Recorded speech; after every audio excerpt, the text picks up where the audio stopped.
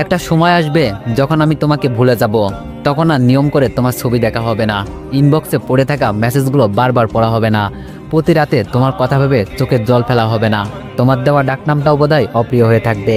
তোমার প্রিয় রং, তোমার প্রিয় ফুল, তোমার প্রিয় খাবার, কোনো কিছুতেই আমার আর মন টানবে না। হয়তো তোমার মুখটাও আবছা হতে থাকবে সময়ের সাথে সাথে। হঠাৎ তোমার নাম শুনলে কোথাও হয়তো বুকের ভিতরে মুচড়ে উঠবে না।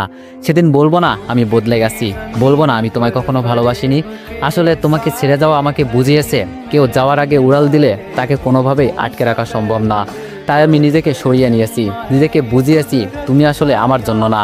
এমন না যে তোমাকে ছেড়ে আসা সহজ ছিল বা তোমাকে ভুলতে আমার কষ্ট হয়নি। তোমাকে ভুলতে চাওয়ার আগে নিজের সাথে দ্বন্দ্ব হয়েছে বহুবার, বহুবার মনে হয়েছে না তোমাকে আমি ভুলতে পারবো না। সবশেষে বুঝলাম তোমাকে বারবার বোঝানোর চেয়ে নিজেকে একবার বুঝিয়ে নেওয়াই উত্তম। তাই আমি আস্তে আস্তে নিজেকে সরিয়ে নিলাম সেই সব জায়গা থেকে যেখানে তোমার ছিটেফোঁটাও অবশিষ্ট ছিল।